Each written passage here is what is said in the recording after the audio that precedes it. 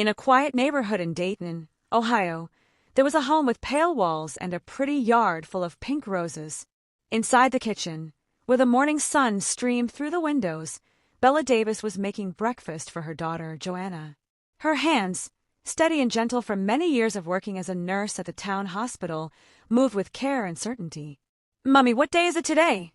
asked 5-year-old Joanna, her dark hair tied back as she swung her legs beneath the table, waiting in front of her cereal.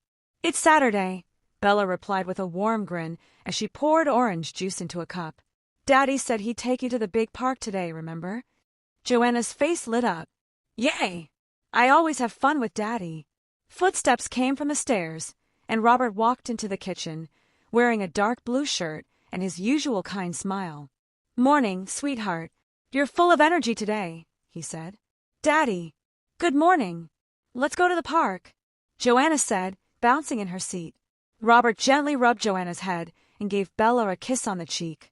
"You're such a great mom, making these yummy breakfasts every day," he said, and Bella felt her heart warm.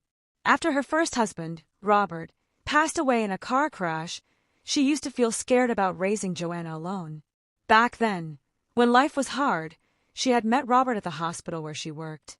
He was there for his mother, who was having surgery, and that's how they got to know each other. From the very start, Robert was so good with Joanna, Bella often told her close friend Sarah. Most men without kids don't know how to act around them, but he was different. It came so easy to him, like he was meant to be a dad. He cared for her like she was his own. He would read bedtime stories to her and spend weekends with both of them, doing fun things as a family. "Joanna, what do you want to do today?" Bella asked. "I want to go to the park." Joanna answered excitedly. "All right then, let's head out." These small moments had become part of their usual routine.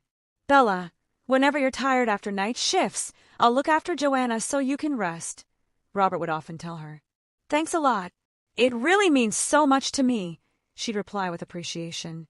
Before she married Robert, she used to manage everything by herself. Now she had someone she could count on. After they ate, the three of them walked to the nearby park. Robert carried Joanna on his shoulders while Bella walked beside them, silently wishing this calm and happy life would never end. At the park, many other families were there. Joanna made new playmates and spent time on the swings with Robert. Later at dinner, Robert brought up something important. "I have a work trip next week. I'll be in Chicago for 3 days. I've got to handle a major client check." "That sounds busy. Please be safe," Bella said, looking a bit worried. "Joanna, while I'm gone, make sure to listen to Mummy," Robert said softly. "Okay, but come back fast, Daddy." "I'll miss you," Joanna said with a small pout. "Don't worry, I'll be back soon, and I'll bring you a gift," Robert smiled. "Oh, by the way, while you're gone, maybe I'll clean your office a bit," Bella offered. Robert's study was usually a space only he took care of. No, that's all right," he said quickly, seeming slightly uneasy. "It's fine. You're always working hard. Let me help you, just this once." "Thanks, but don't worry about it. There's a lot of paperwork in there. I'll sort it all out myself," he said with a half-smile that didn't quite reach his eyes. On Monday morning, Robert placed a large suitcase by the door and prepared to leave. Dressed in a dark gray business suit, he seemed more tense than usual. "Really, you don't need to clean the study," he reminded Bella again. "There are piles of papers, and they are in a specific order. It would be a hassle if they get disturbed. I understand, but it's okay if I just dust a little, right?" Bella replied with a light laugh. "You always work for us, so let me take care of the house sometimes." Robert lifted Joanna and kissed her cheek. "While Daddy's away, listen to Mommy properly. If you're a good girl, I'll bring you a special souvenir from Chicago." "What are you going to buy?" Joanna asked with bright eyes. "That's a secret. Look forward to it," Robert said with a smile. However, Bella noticed that his smile seemed stiffer than usual. A taxi arrived, and Robert hurriedly left. Bella and Joanna waved goodbye from the entrance. Once the house was quiet, Joanna said, "Mommy, it's lonely without Daddy." "Yes, it is, but he'll be back soon.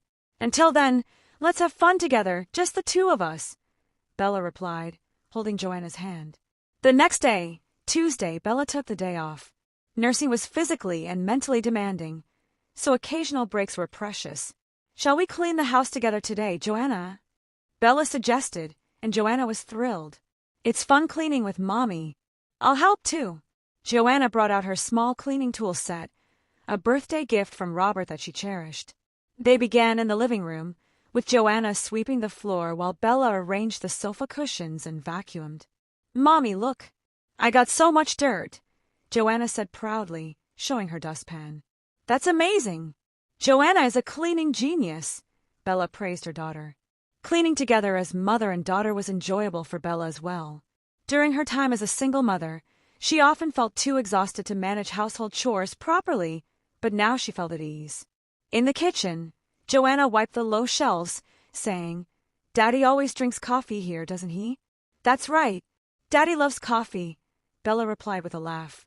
Robert always used the same mug every morning, reflecting his organized nature. In the afternoon, they moved to the upstairs bedrooms, starting with Joanna's room before heading to her parents' room.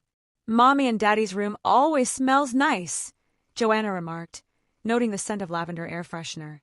"Now let's clean Daddy's study last," Bella said, and Joanna's eyes lit up. "Will Daddy be happy?" she asked. "I'm sure he'll be happy. Daddy always works hard for us, so let's do something nice for him," Bella said, gently stroking her daughter's head. When they opened the study door, the neatly organized room greeted them as always, featuring a large wooden desk, leather chair, and wall-to-wall bookshelves filled with accounting textbooks and tax code books. "Daddy is really neat and tidy," Bella admired. "Daddy's room is like a library," Joanna exclaimed, taking in the sight. Indeed, Robert's study resembled a small library with books arranged alphabetically and nothing unnecessary cluttering the desk. "Let's start with the bookshelf," Bella suggested, bringing in a step ladder to retrieve books from the upper shelves one by one. She wiped each book before returning it to its place, while Joanna took out books from lower positions, saying, "This book looks really difficult. Daddy reads such hard books." "That's amazing." Bella was impressed, realizing once again her husband's intelligence and diligence. After finishing with the bookshelf, they vacuumed the floor. Next, Joanna used a small vacuum cleaner to clean under the desk and around the chair. "Mommy, I found Daddy's sock," she said, pulling out a navy sock from under the desk. "Oh my, Daddy dropped a sock in such a place," Bella chuckled. The last item to clean was the desk, which held only a calculator, pen holder, and small calendar. "Let's clean the desktop too," Bella said. Joanna climbed onto the chair, eager to help. Bella moved the items on the desk one by one to another location and carefully wiped the surface. She also took care to clean Robert's fountain pen, returning it to the pen holder. "Daddy's desk is sparkling clean," Joanna cheered. "Let's check inside the drawers too," Bella suggested. The desk had 3 drawers. The top one held stationery, the middle contained documents, and the bottom seemed to have personal items. "Mommy, can I open this drawer?" Joanna asked, placing her hand on the bottom drawer handle. "Of course. Let's clean it together," Bella replied, trusting Robert not to hide anything.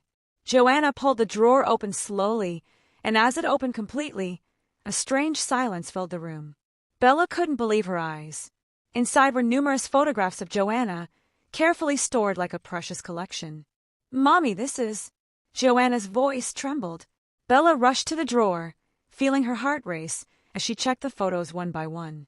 There were pictures of Joanna playing in the park, laughing in the living room, and most disturbingly, photos of her after her bath, wearing only a towel. These images were clearly taken without Joanna's knowledge. "Why are my pictures here?" Joanna asked, tears in her eyes. "Mommy, why?" But that wasn't all. Under the photos were several small transparent bags containing Joanna's underwear, pink panties, white camisole, and what appeared to be a used toothbrush. Further back, small envelopes held bundles of hair. "These are my underwear," Joanna said, trembling. "I thought they were lost. They disappeared from the laundry, so I thought I misplaced them." Bella's hands shook as memories flooded back. Recently, Joanna had mentioned, Daddy came to my room in the middle of the night. At the time, Bella believed Robert was just checking on her, but now everything felt different. "Joanna, go to your room right now," Bella said, desperately trying to stay calm. "But Mommy, Why are my photos here? Go to your room and lock the door and don't come out, Bella instructed sharply. Joanna, startled by her mother's intensity, left the room in tears. Alone, Bella examined the drawer's contents more closely. Among the photos were some taken while Joanna slept, showcasing her defenseless face and parts of her body. At the back of the drawer was a small notebook. With trembling hands, Bella opened it. Inside were daily notes written in Robert's handwriting about Joanna. Joanna was especially cute today. The scent of her hair after the bath was wonderful. I want to see her closer. These entries were meticulously dated. Bella felt sick. She couldn't accept that the man she loved and trusted viewed her daughter as a sexual object. But the evidence was undeniable. With shaking hands, she grabbed her cell phone and dialed 911, giving her address and name while trying to explain the situation. I found photos of my daughter hidden in my husband's drawer, and they are not normal photos. Photos after her bath and photos of her underwear. I understand. We'll send officers right away. Is your child in a safe place? The operator asked. Yes, she's locked in her room. Where is your husband now? He's on a business trip in Chicago. Understood. Please stay where you are and wait. We'll arrive within 15 minutes. After hanging up, Bella sat in front of the drawer.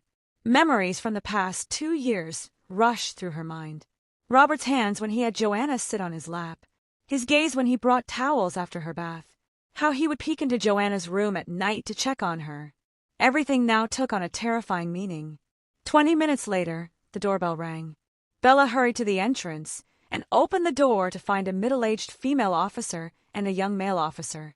You're Bella Davis, right? I'm Detective Johnson, the female officer said, handing her a business card. Please tell us what happened. Bella led them to the study.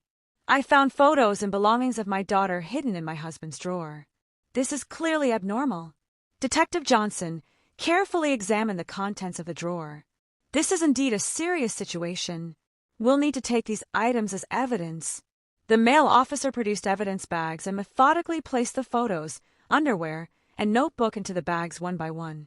Watching this, Bella felt like she was losing her grip on reality. Where is your daughter? Detective Johnson asked. She's in her room.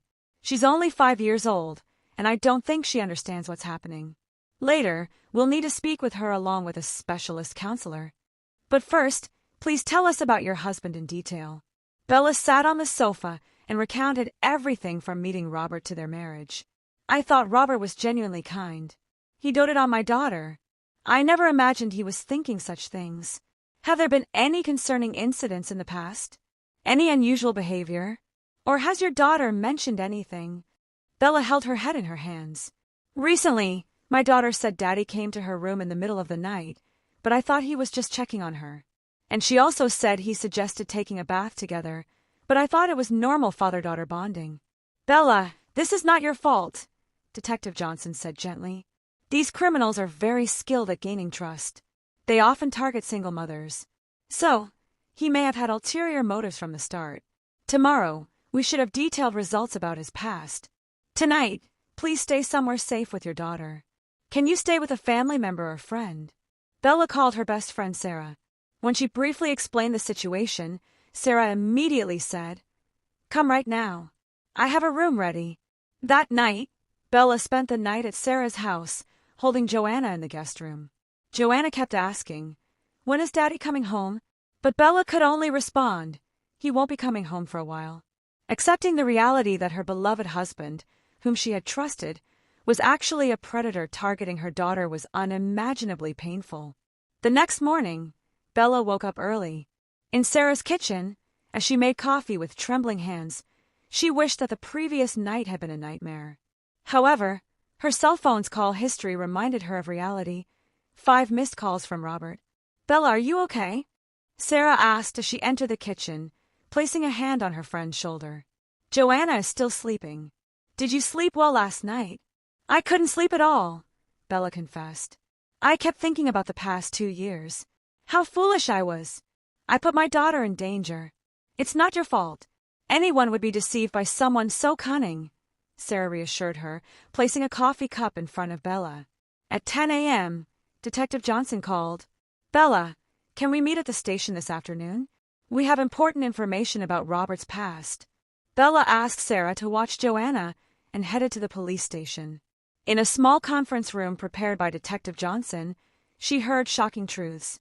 Robert's real name is not Robert Davis, Detective Johnson revealed, opening a thick file. His real name is Robert Johnson. What? What did you say? Bella was bewildered. But everything is legally changed on the marriage certificate and social security number. 5 years ago, he was involved in a similar incident in San Diego, California, and was convicted. He received 3 years of probation for sexual abuse of a 7-year-old girl. Bella felt weak and couldn't stay in her chair. So he is? Yes, he's a registered sex offender. After his probation ended, he legally changed his name and moved to Ohio. Your meeting with him was likely not a coincidence either. Detective Johnson pulled out another document. He had been seen around the hospital where you work for the past 3 years. There's evidence he was monitoring you and Joanna's behavior for 6 months before he actually met you. So he was stalking us, Bella concluded, horrified. Yes, it's likely. Pedophiles often target single mothers as a way to get close to children. He used you to get close to Joanna. Bella felt overwhelmed. Instead of protecting my daughter, I invited a predator into our home. Bella, you can't blame yourself. They are experts at manipulation. Deceiving good people is their method, Detective Johnson reassured her. Did something happen to Joanna? Bella asked fearfully. This afternoon, a specialist counselor will interview Joanna. We'll carry it out carefully to avoid traumatizing the child. Bella decided to return home that evening, but before that, she wanted to confront Robert one last time. Following police advice, they planned to record the conversation. At 6 p.m., Robert returned from Chicago. Bella waited at the door, and when he arrived, Joanna had been sent to Sarah's house. Bella, I was worried because you didn't answer my calls, Robert said with his usual gentle smile. Where's Joanna? Welcome home, Robert. No, I should say Robert Johnson, Bella said, her voice steady. Robert's face turned pale as he stepped back. Bella, the police already know everything. Your real identity, your criminal record in California, all of it, Bella stated clearly, aware of the recording device. Bella, listen to me. I really love you and Joanna, Robert pleaded, trying to justify himself. The past is the past. I've changed. Love! Bella's voice trembled. You had photos of Joanna, stole her underwear, and you call that love? I didn't do anything. I was just looking. Only looking, Robert insisted, but he was cornered.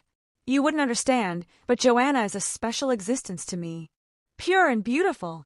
Stop. I don't want to hear any more, Bella said, her body shaking with anger. Joanna is only 5 years old. You intended to use us from the beginning, didn't you? No. I was serious about marrying you. The reason I chose you was partly because of Joanna, he argued. You're despicable. You toyed with my heart and put my daughter in danger. Never show your face to us again. At that moment, 2 police officers entered through the front door. Robert Johnson, you are under arrest for possession of child pornography and unlawful entry. Robert was handcuffed without resistance. Before being taken away, he looked back at Bella and said, Bella, please forgive me. I really loved you. Your love is twisted. That's not love. It's obsession, Bella replied coldly. After the police car took Robert away, Bella was left alone in the house. As she looked around the living room, memories of the happy times they shared flooded back, but all of it had been a facade. That night, Bella went to pick up Joanna from Sarah's house. When Joanna asked, Mommy, where's Daddy? Bella hugged her daughter and replied, Daddy won't be coming home anymore. But it's okay. Mommy will protect you. Why did Daddy do something bad? Joanna questioned. Yes, he did something very bad. But it's not your fault, so don't worry, Bella reassured her. The following week, Bella and Joanna began sessions with a specialist counselor. It became clear that Robert had come to Joanna's room at night to take secret photos, had peeked at her in the bath, and there had been inappropriate touching. Fortunately, it hadn't escalated to sexual assault, but the psychological impact was serious. When Bella faced Robert in court, he said, Bella, please forgive me. I really loved you both. But Bella left the courtroom without looking back, holding Joanna's hand. Robert was ultimately convicted of possession of child pornography, unlawful entry, and indecent acts against a child. He received a 5-year prison sentence, 10 years of probation upon release, and was registered as a lifelong sex offender. On the day of sentencing, Bella witnessed the end of this nightmare from the gallery. True family is built on unconditional love and mutual protection, not through exploitation or control, but through genuine trust and affection. Bella learned this through her pain. 1 year later, in autumn, Bella and Joanna began a new chapter in a new apartment. They sold their previous home to start fresh, leaving those painful memories behind. Their new apartment was bright, and just a 10-minute walk from Joanna's new elementary school. "Mommy, I made a new friend at school today," Joanna said excitedly when she came home. Thanks to twice-weekly counseling, she was gradually regaining her joy. In the first few months, she sometimes woke from nightmares, but now she could sleep peacefully. "That's wonderful. What kind of friend?" Bella asked, delighted by her daughter's progress. "Her name is Emma," Emma's mom said. "Would you like to have tea sometime?" Bella smiled. The fact that Joanna could naturally connect with other children was a significant sign of her recovery. Dr. Reynolds, their specialist counselor, had said, "Children are remarkably resilient. With proper support, they can definitely overcome this." Those words had become a reality.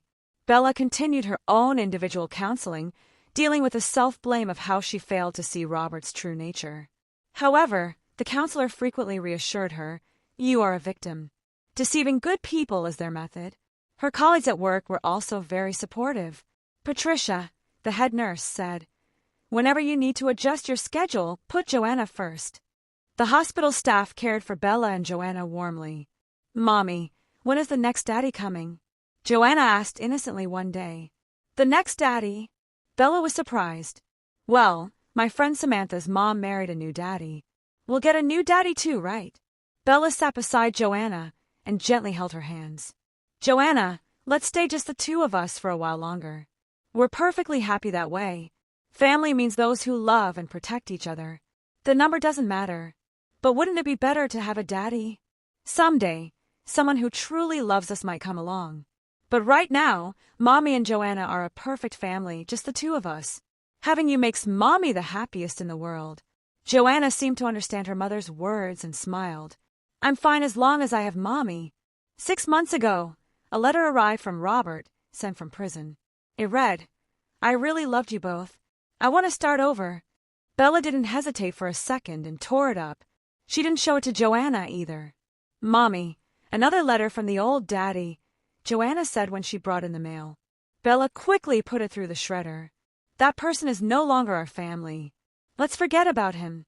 At the last day in court, Robert had pleaded, "Bella, please forgive me." However, when it came to forgiveness, Bella thought long and hard. The counselor had explained, forgiving is not for the other person, but for yourself. Eventually, Bella decided to forgive Robert, but that didn't mean accepting him back into her life. It was about freeing herself from anger. Through this experience, Bella discovered what true love really is. It's not about control or possession, but about unconditionally wishing for another's happiness. Robert's warped love was merely a way to fulfill his own desires. Presently, Bella wasn't looking to date. She might meet someone someday, but for now, she wanted to cherish her time with her daughter. The bond between Bella and Joanna had grown stronger through this trial. "Mommy, we're happy, aren't we?" Joanna murmured one night after bedtime stories. "Yes, we're very happy," Bella replied, kissing her daughter. True family is a relationship built on unconditional love and mutual protection, not merely blood ties or legal obligations, but genuine trust and affection. Bella learned this through her pain. Even with just the two of them, they formed a complete and beautiful family. They both understood this truth deeply.